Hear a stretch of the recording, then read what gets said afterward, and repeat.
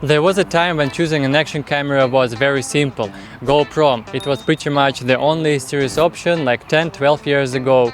Other brands were trying to compete, especially Sony, but honestly it was just pathetic. GoPro was the only true leader of the industry, but right now things are very different. We have DJIs, we have Insta360 and a lot of videos here on YouTube claiming that GoPro is too old school, it's falling behind or even dying. So whether it's true or not, let's find it out. I just bought GoPro 12. It's not the newest model, but that's what I have here and I'm ready to test it. Two cameras, old and new, attached at one point. There is not even one like other action camera who has this feature. For now I have found only one flaw in GoPro 12. This is my personal excitement and really game changer. Hello everyone, my name is Peter, welcome to my channel, and today I'm giving GoPro one last chance. I've been using GoPro 7, this model is pretty old. I've been using for exactly 7 years by the way, and this is what I like about GoPro brand. Its cameras are made for last, and a lot of people are still using either older models of GoPro, and I mean they work. If you are not chasing hype, if you don't need like super slow-mo stabilization, image quality, so you can just enjoy your fun. These cameras are small, durable, water resistant, easy to use, so like whatever.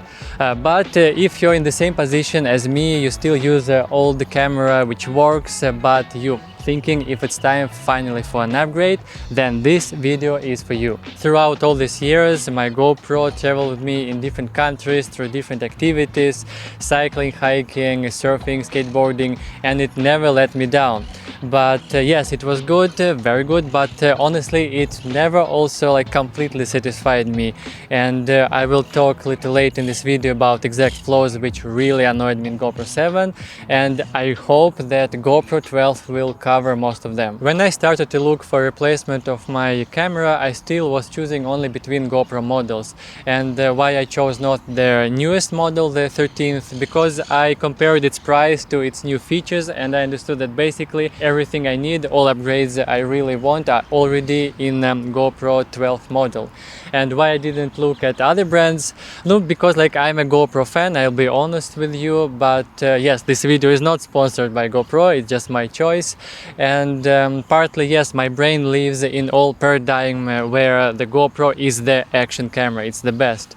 And the way I think is that DJI, they started back like years ago just to copy GoPro, and maybe DJI cameras, they have some new features which are really like breakthrough and they don't exist in GoPro. So if I'm not aware of them, please enlighten me in comments, because I don't know. And if we are talking about Insta360, I don't know much about this camera, but I just don't need this spherical, unrealistic, complete like round this view. And if I don't need it, why do I need to buy Insta360? I'm more old school guy, I like my picture to be flat. This is the way we perceive the world. When I took GoPro 12 for the first time in my hands, I was so excited and finally relieved that I don't need GoPro cage anymore. I will explain this moment for maybe like younger audience will not understand. So it used to be that to attach your old camera, old GoPro to anything, you need first to put your camera in this cage, and only then you can attach it somewhere else, like wherever you want. Like how ridiculous is this? Only now I understand why do I need this, because finally I have built-in like folding mounting fingers already here with my camera. I don't need like cage anymore. This is it, this is my personal excitement and really game changer. I don't need this thing anymore, finally. But then I looked at GoPro 12 and I was really shocked. I didn't know like before in advance that this thing exists here. I'm talking about 1.4 screwing classical adapter for any types of standard tripods. It's already here. How cool is that? There's not even one like other action camera who has this feature. And I mean, it's not a problem. Yes, you always can have this type of like adapter. You can attach it to any your action camera and then put it through this equipment to any tripod, but then you need to take care of it. You're afraid to lose it, to forget it, to break it. Now you don't need it at all. How cool is this? You just take any tripod, any monopod you have, and this is it. You don't need anything else. You are not afraid to lose this. I already lost it in the in the grass, so this is very cool. Now let's finally run some tests. I will shoot different videos, and wherever it's possible I will try to use this monstrosity, this dual setup, two cameras, old and new, attached at one point, so we will have a direct, fair comparison view, and we will find out if the differences are really noticeable and in which areas they really stand out.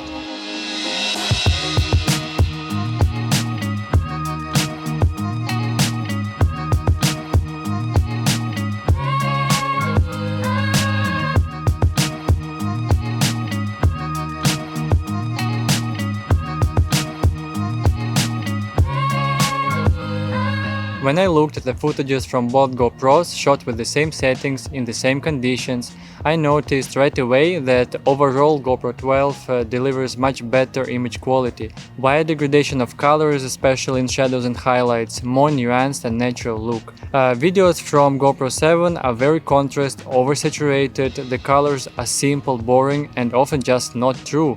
This was always one of the flaws of the 7th model. The key here is that in GoPro 12 there is an option to shoot in 10-bit color, which I used in my test. Also, the sensor is larger, the processor more powerful, as a result more detailed image. But to be honest, the differences are mostly noticeable only on a laptop screen and not visible on the phone. Stabilization is also much better in GoPro 12, but again, in the situation like this, when I'm already moving smoothly on the longboard and the long monopod also adds stabilization, videos from both cameras look alike. However, when the conditions are challenging, the difference is more visible. For example, here I used the chest mount and ran to the longboard. This type of motion is really hard to stabilize, and GoPro 12 did a much better job. Slow motion was already pretty epic even in GoPro 7. Maximum FPS is 240, which can make the video 8 times slower. The only difference is that in GoPro 12 maximum resolution is higher, for 240 FPS is 2.7K. In GoPro 7 it was only Full HD. I mean, it seems like it's not such a big deal, but it is for me. It is visible, especially when you watch on full screen. The video quality is really much better in GoPro 12 due to higher resolution and higher bitrate. These videos you can even zoom in, you can edit them, you can crop them for vertical format or whatever, and the quality will still be good. All these videos were filmed in a very hot day, such as today also, and it's another challenge for action cameras. Overheating, it's one of the problems, and honestly, like once I was filming super slow-mo, both of my cameras, GoPro 7, GoPro 12, they all like stuck, they stopped working, they like froze completely. I didn't know what to do, like buttons didn't work. I had to do like hard reset by extracting batteries from cameras, but it happened only once, and overall GoPro 12 is much more reliable, much more stable in terms of overheating and filming in such conditions. And once I forgot to stop it, and it was recording 4K 120 FPS for 12 straight minutes, and only then after it stopped itself due to overheating. But it's okay, like my camera didn't blow up, didn't start to the fire. It's a good result. I mean, 12 minutes with such high resolution. For example, my old camera GoPro 7 in such heat, it would stop and it will overheat after like probably 2 to 3 minutes maximum with such a sun. So here GoPro 12 is definitely a winner. As for another also very typical problem for small cameras, action cameras, is battery life. It's all connected, small size, recording, high resolution, lack of ventilation, so the more camera heats itself, like the more energy it spends from its battery. And here GoPro in 12th model definitely improved the battery life. I would say up to 25, maybe 30%, maybe even longer. I need to test it more, but you definitely feel the difference that one charge lasts much longer in GoPro 12. Now let's talk about completely new features which were introduced for the first time only in GoPro 12 model. First on the list is a new mode for stabilization called the horizontal lock. So basically, yeah, the name speaks for itself. It just locks your horizon. It still follows your movement left, right, up and down, but the horizon level always horizontal. But when you actually test it, it looks much more surreal than I just explained, and I want to share this with you because when I was turning my camera like up, down, left, or like rotating it, I still saw the same image. So when I was playing it back, I thought that just my screen froze because I mean it's like no motion, especially if you don't like turn left right, just rotate it, like there's no motion. I thought my screen was frozen. So let's try to do it like online, like now at the same time. You will see what's happening. So horizontal position of the camera, I show one finger. You see one finger I'm showing, not stopping on the same roll. Let's turn the camera little bit 45 degrees and now two fingers. Let's go crazy, like 90 degrees, three fingers, and now upside down. I hope upside down, four. Oh, where is it? I'm losing it. Four fingers, upside down camera. Now I'm going back, five fingers, and we are back to the horizontal. So if everything works, if everything how I understood it, it will be all the same level, even though I rotate the camera 360. The question is, do you even need this regime? I mean, it seems like of course you need it, like super stable, but I mean, when you film some action, adrenaline shot, like extreme situations, you want to convey the sense of presence to the viewer, yeah? Especially if we're talking about first-person view. You want to feel it, you want the camera to be shaky, like yes, otherwise it will look like AI, it will look like a very smooth like drone shot. It's my experience, like it's what I think action filming should be about. But this feature sometimes would definitely very useful. I think even for just when you are vlogging with your camera, like walking, talking, you want your shots to be smooth, very stable. Like even if you forget to turn back your camera up, like after turning. So it's definitely a new feature. It's mind blowing. I don't know if any other cameras have it, but it's cool to have it. Even though for me personally, probably I will not use it so much often. Another very useful innovation in GoPro 12 is easy transition from filming landscape videos to vertical videos. I love this idea a lot. It saves time. You don't need to crop it, you need to edit it after. You straight away shoot vertical video. It will be very useful for everyone who shoot landscape video and then wanna crop it and post in stories and shorts or whatever. And I mean, cropping most of the time works, even though you lose some quality of the picture. But the GoPro 12 like solve this problem much easier. It takes just one click on the camera. You don't need to change the position. If you are shooting a landscape, is your camera locked horizontally, you don't need to turn it. You just press one picture and it gives you vertical videos. And it doesn't just crop your image. Yeah, that's what I thought while watching reviews of GoPro 12. No, it actually extends the frame up and down to fit vertical format. Let me show it to you.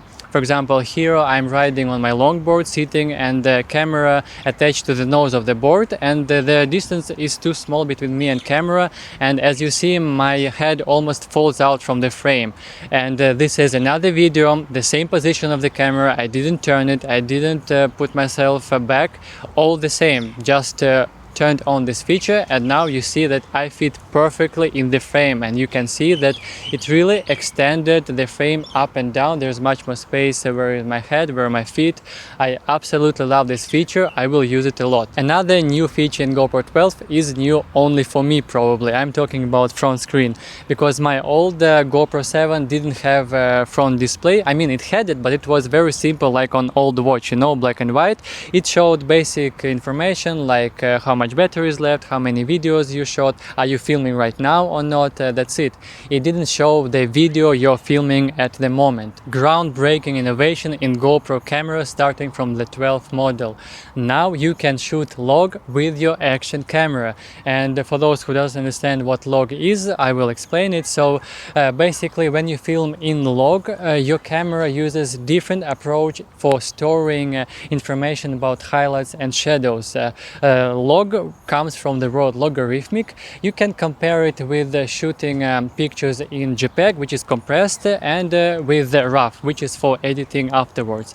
So the same kind of comes with log. When you look at the footages filmed in log before editing, you see a very flat, low saturated, low contrast video, and you think like, okay, it's ruined what I'm looking at, but actually it's not. Your eyes don't see it, but all information is there in your video file, and it's much better for after like editing and the color grading. It takes literally one click to bring your picture back to normal color space. You go to your manufacturer website, you download a special lookup table for your software. It's like basically like color grading preset, and voila, all colors are back, and this time it's much more interesting. It's almost cinematic look. For me, like it's so useful, because I mean, I have my professional Fujifilm camera, I carry it around with me. It's big, it's bulky, it's expensive, and sometimes I just want to go out, still shoot something with good quality, but I want to be easy, and GoPro is very helpful here. For now I have found only one flaw in GoPro 12. I mean, I didn't use it long enough, maybe there will be more, but now I really don't like their idea of hiding Type-C charging port inside the camera, like together with your battery and with your SD card. Now every time I want to charge my camera on the go, it will be all exposed, like whatever sand, dust, sun, water, I don't know, my battery can fall out accidentally. So I don't like it. It's not very practical, but also like not very like a big an issue, because as I said before, the battery lasts longer in this camera, so maybe it will not be even the problem. My previous model, my GoPro 7, had two like compartments. One was for the battery and SD card, another was for HDMI, micro HDMI, and Type-C ports. It's time for the last test in this video. Now let's check out audio qualities of both of my cameras. Now I will turn off my radio main microphone and use only my camera built-in microphones. You see the distance, like regular distance, how you usually hold the camera. I'm talking to GoPro 7, how do you hear me? And now I will turn to GoPro 12. Hello everyone, please like and subscribe this video, you will help me a lot. And we will see if there any difference in audio. Maybe GoPro 12 is slightly better, maybe not. Check out for yourself. Couple thoughts in the end of this video, just to summarize everything. So it's useful to upgrade your filming gear every now and then, but keep attention to actually new features which you will use in your new camera. Don't get hooked up by marketing. In my case, buying GoPro 12 was very useful for me, because I will apply all new instruments which it brings, and it will make my filming easier and my videos better and more professional. But it wasn't very necessary for me. I still could use my old GoPro 7 and still pull off really cool shots. So today we were talking about action cameras, and action is the main.